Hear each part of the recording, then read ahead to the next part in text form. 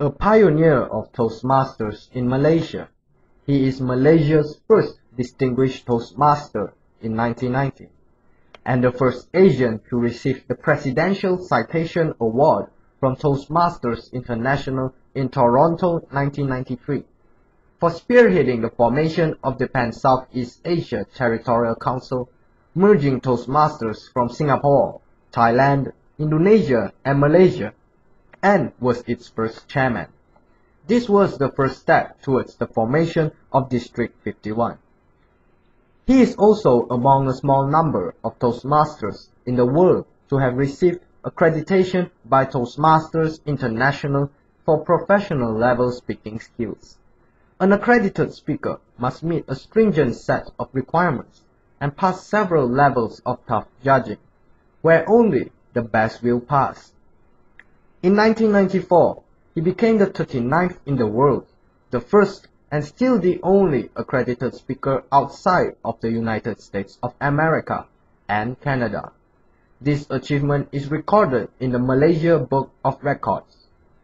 He is also the first Malaysian to be a featured speaker at the Toastmaster World Convention in New Orleans, 1997. His passion is to help as many people as possible to improve their lifestyle because they heard him speak. Today he says, "I don't have to be first anymore. I just have to be available." He is Distinguished Toastmaster Accredited Speaker Gerald Green. So much has been said, but so little do we know about this much respected leader. On behalf of District 51, it is our great honor to have him with us today, the father of District 51. He is Distinguished Toastmaster, Accredited Speaker, Gerald Green. Good morning, Papa Gerald. Hi, Selena. How are you today? Very well. Thank you for the honor to interview me. Welcome to my little humble home. Good, and thank you for seeing us this morning. And may I know how long have you been a Toastmaster? 35 years. And I would like to die a Toastmaster. Not just yet. Wow, 35 years. I've heard so much about you as the father of District 51. What gave you the idea to form the district in the region? Let me begin by saying that the idea was not mine. It was TI's. But it's a long story, but I've got to tell you. Oh yes, I think this is what it's all about, really. I was a marine engineer before I became a public speaker. I only became that at the age of 40. I changed careers from a marine engineer into a public speaker. I was in Sembawang shipyard, Singapore, working as a marine superintendent, when I had an opportunity to attend a Dale Carnegie course down there. And I was so excited, winning the best prepared speech, and they gave me a mechanical pencil, best prepared speech, and I was excited. I said, wow, I can do it, and I love it. So that started my wanting to change my career into changing a hobby into a career. And about that time, in the shipyard, I got married in Johor Bahru, and then I came down to Penang. And when I came down to Penang, I didn't have the opportunity I had in Singapore, where after attending the Dale Carnegie course, there were chapters to attend. Chapters that run programs, something like Toastmasters clubs run programs now. We had a rock chapter, the adventure chapter, the lion chapter, and I was in the rock chapter. And so I was lost. Then by coincidence I went down to have my tooth checked at a dentist. And when the dentist was checking my tooth with my mouth open, he asked me, "What is your hobby?"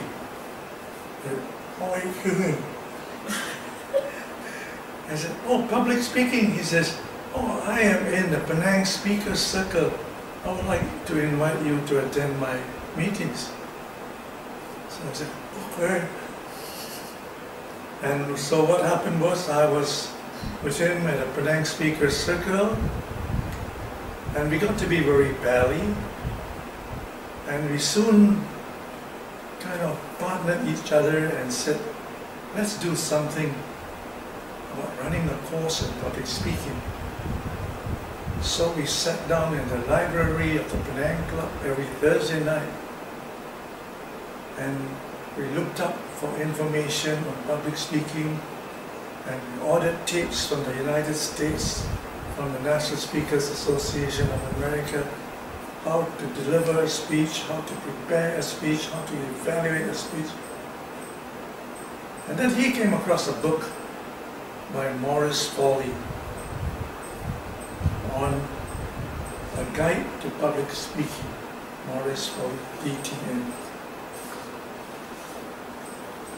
And that gave us the inspiration when he said, Toastmasters looks like something of a solution.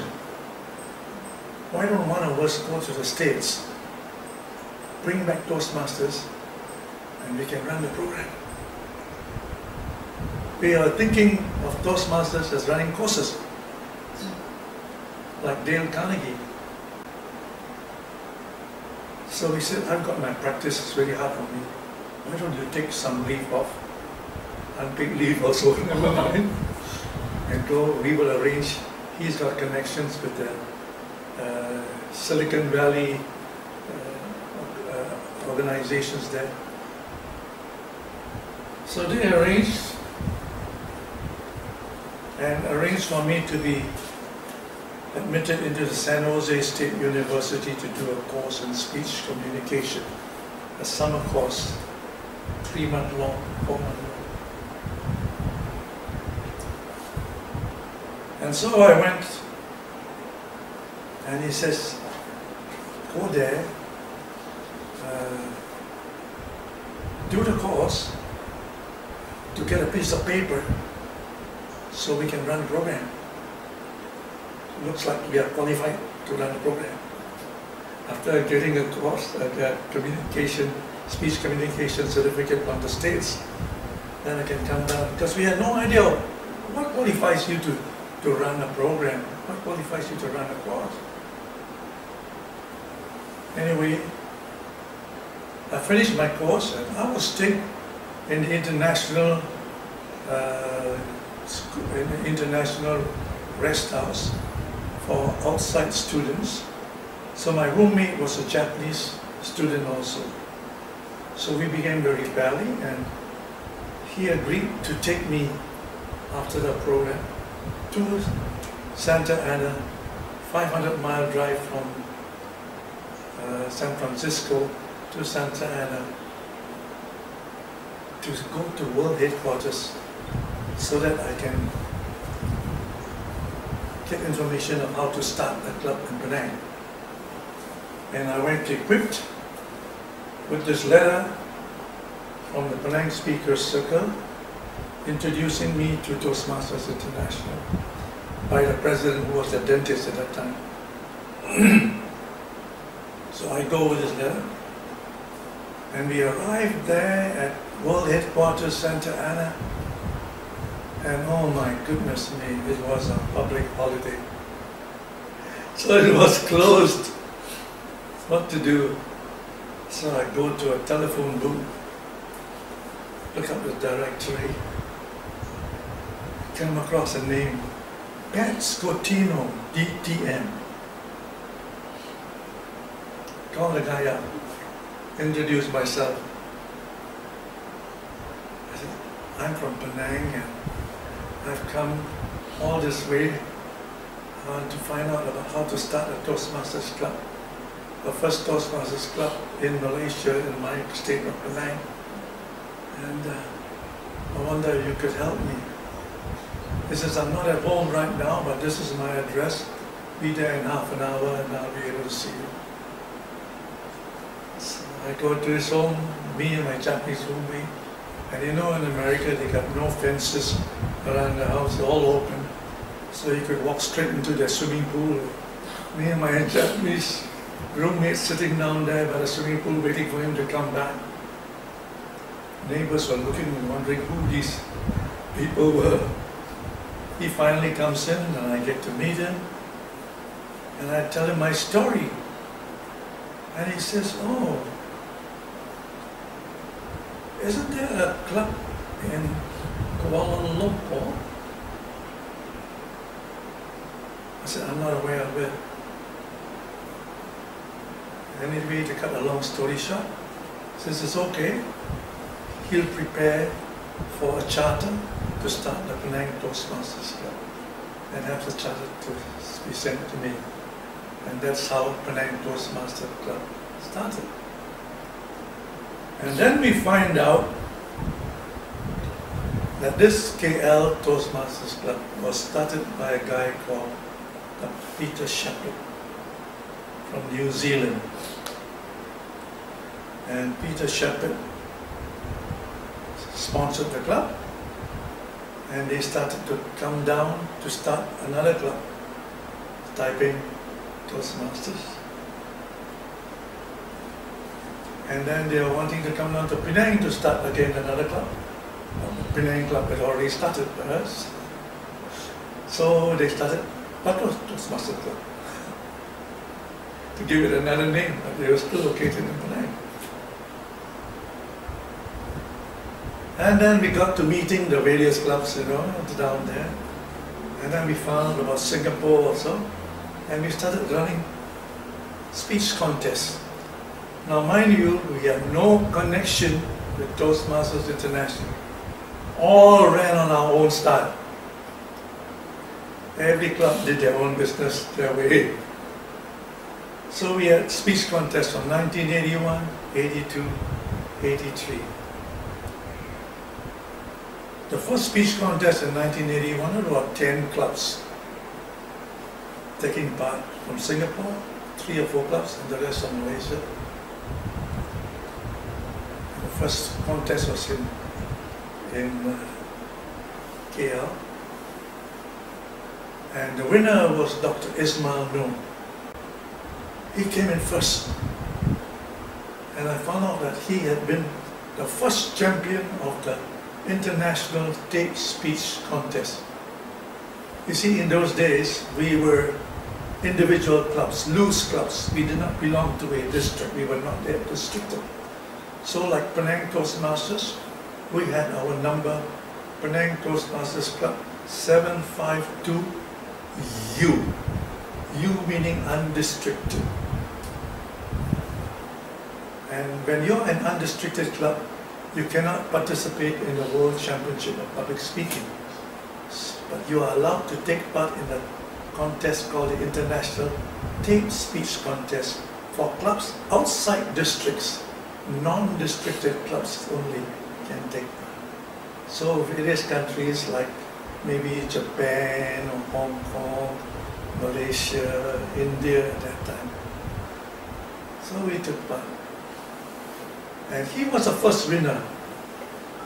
And he won this pan-Malaysian speech competition, we called it, Singapore and Malaysia.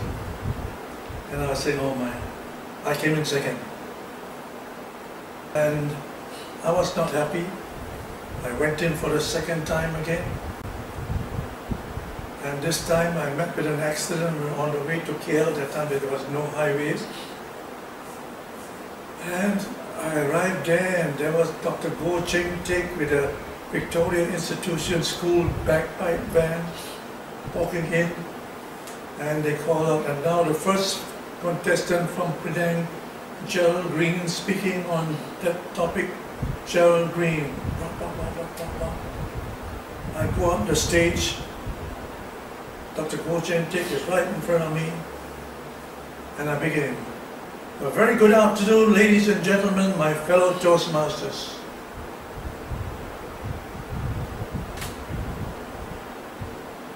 And I look at Dr. Go Ching Teck, and Dr. Go Ching Teck looks at me, and I look at Dr. Go Ching Teck, and he looks at me, complete blank. And after 60 seconds, the most embarrassing time of my life, I stepped down.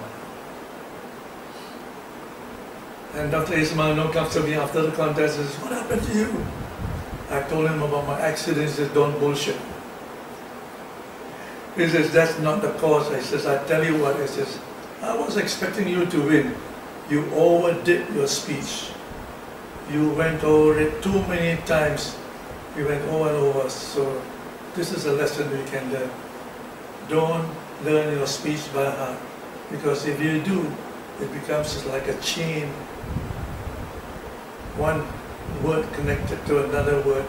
And if you have one weak link, that link gives way.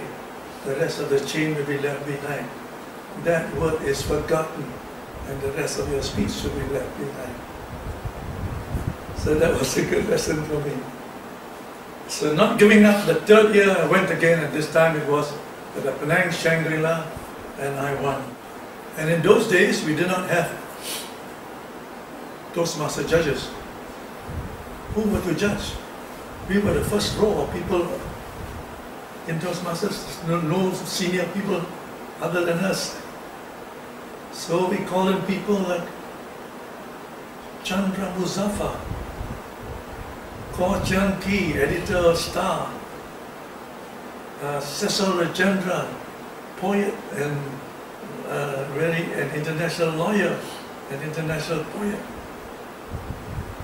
And I won the third year Pan-Malaysian Speech Champion with these three judges that I'm proud of. Congratulations. Yeah, and so, let me see now. We had no uniformity among the clubs, as I said. And so we got together for a meeting at the Raintree Club in KL. And then we decided we must have some kind of a body to have uniformity among all the Toastmaster clubs. And we formed the CTCM, the Council of Toastmaster Clubs of Malaysia. And J.B. Koo was the first president from Taiping Toastmasters. And then the second year, I was the president. 1988 was the second year. So when I was the president, it was decided to send me to TI, Toastmasters International, to get Toastmasters verdict. What do we do? We were having problems. Singapore was asking for their constitution to be followed. They also had something like a CTCM, their own Singapore body at that time. And then Malaysia wanted, we had our lawyers and all, wanted our ROS. So I had to go down there. So with the help of Malaysia Airlines, I went there. And that is the time when we sat there in Terence McCann, who was the CEO of Toastmasters International, the Iron Man, the most powerful man in Toastmasters. Like our, what's his name? Rex, Daniel Rex now. Daniel Rex was under him.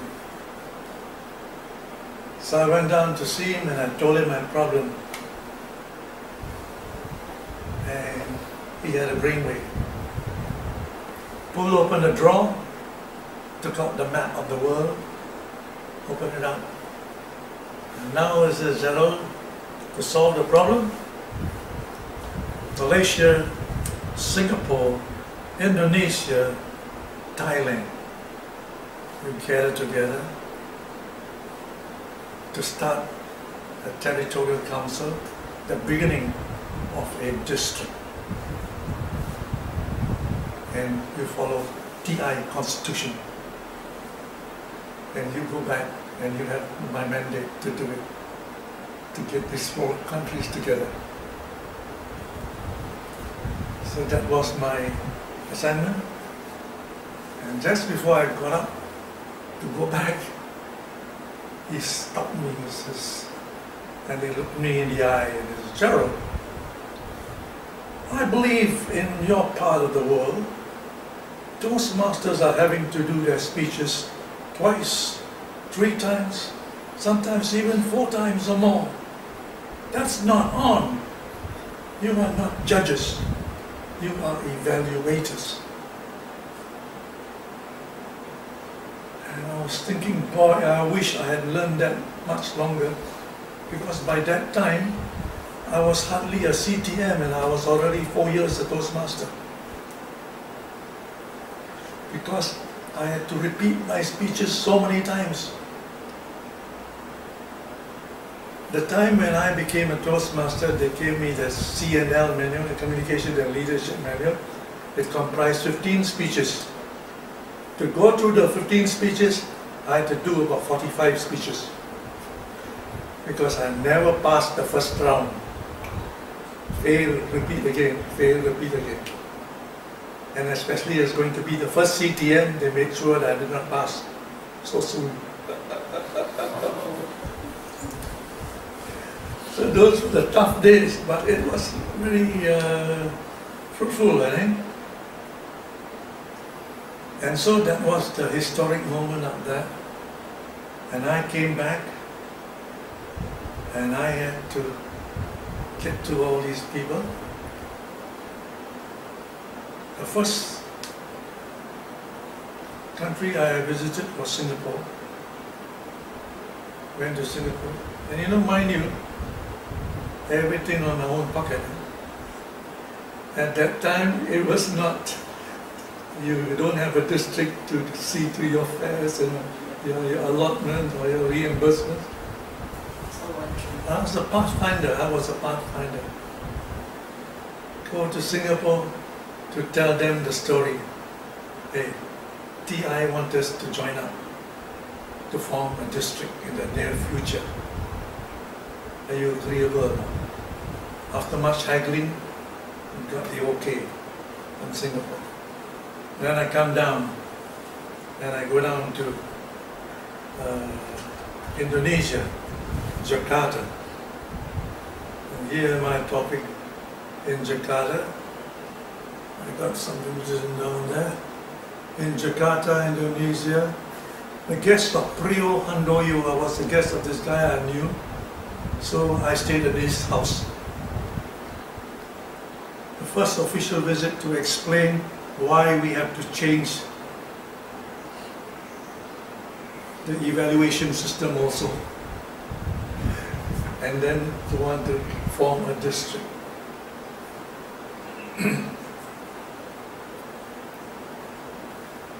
And I come down to KL and I see Muhammad Abdullah. You know Muhammad Abdullah? My good friend. So Muhammad Abdullah was a member of the Sarjana Club. What club is it? I forget. I got it in that history thing that you had, I gave you. And he helped, his club helped arrange the conference for us to meet.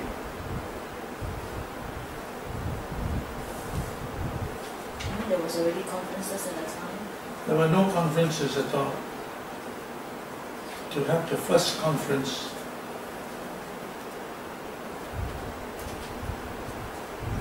what was that book? Yeah.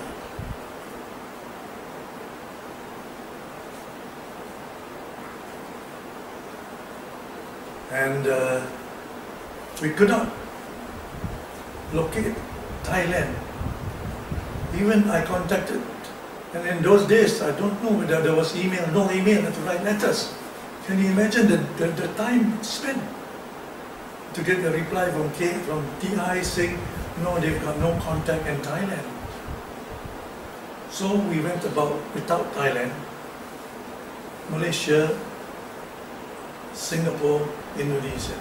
We gathered at the Hyatt Sarjana for the first, we call it the Pan-Sea Speakers Convention, and there we had elections done,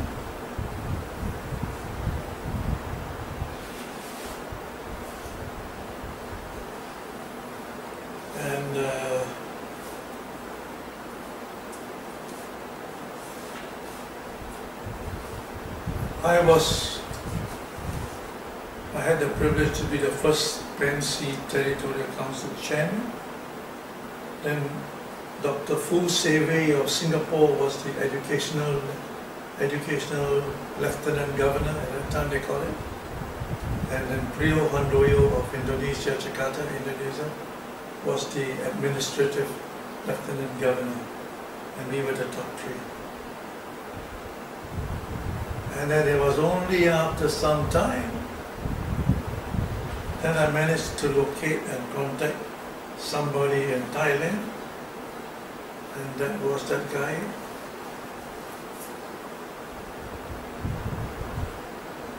My first breakthrough contact in Bangkok took me to visit Bangkok Toastmaster Club. I had to explain the Territorial Council leading to district status and the concept of Toastmasters. It was tough.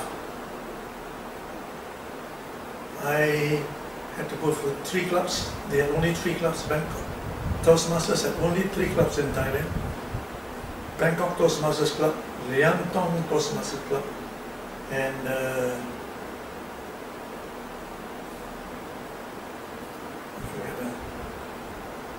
Siam Toastmasters Club. And they took me to the Bangkok Toastmasters Club meeting to talk because they had a meeting at that time. And it was tough. Because you think anybody can go to a Toastmaster meeting in Bangkok? No way. A Toastmaster Club was an elite club. If you want to attend a meeting there, you got to be invited. You think you can speak at a Toastmaster meeting in Bangkok? No way. There are only 3 or 4 prescribed speakers, and you just sit there and listen. And there was I having to tell them. And they had been running, the 3 clubs have been running for the last 30 years. No growth. Yeah. And I had to tell them, hello, it's got to change. Now you cannot tell people, you cannot speak, you cannot this, you cannot judge a speech, you have to evaluate, you have to encourage.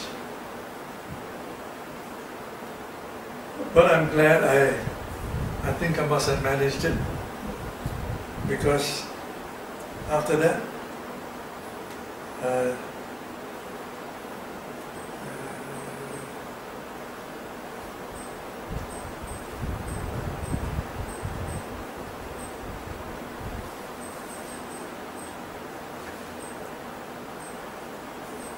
we had them join us. So, as I told you, when we had that meeting in KL, this the meeting of this Bank Speakers Convention, we were guided by the international director. They call it outside international director, and he was Len Jury, past international president, and he was assisted by Dina Santos and this guy called Tom McCurley. Tom McCurley was also from Toastmasters International. He came down to help explain to us the concept of forming a pro-tem Council of Pro-tem Toastmasters, Territorial Council. And then he wrote to me. I was very privileged to get a letter from him. He being in the club of our founder, Ralph Smatley. I believe there's no easy way, in this journey. So what were the top obstacles that you had gone through, and how did you overcome them? 2 obstacles that I can pick up quite easily, and that is financial and the mindset change. Financial meaning being a pathfinder, you know, you've got to go through the lalang and cut down the trees in the jungle to form a path. To be the one to start things. You've got to do it all on your own. And it takes money to travel because the region is not just the region of Pulau Pinang. This is 4 countries. And then I had to do it all on my own pocket and visit them. And of course, sometimes I get the help of them to stay in their houses and all that. And the other thing is mindset change. Like the tough time I had in Thailand, having to change that guy's mindset. And it was not easy, even Singapore. It was a tough quest.